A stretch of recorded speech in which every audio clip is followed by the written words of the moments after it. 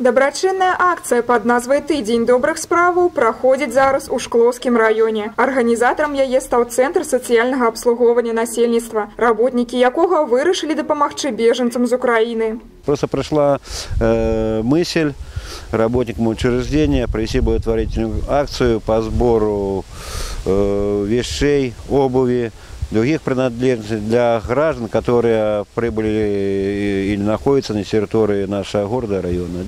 Ганна Никодимовна уражэнка Беларусі. У былыя часы яна пераехала на Украину. І вось праз гады з дачкой і унукамі вярнулася на радзіму да пляменніцы. На Донбассе у жанчыны засталося ўсё – жыллё і двое родных сыноў. Приехали вот, сами знаете, какая обстановка у нас на Донбассе.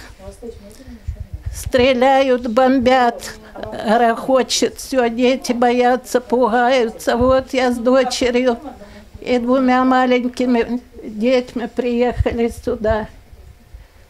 Приехали, в чем стоим. Все, что было, осталось дома. Приехали в июле месяце. Сейчас вот холодно.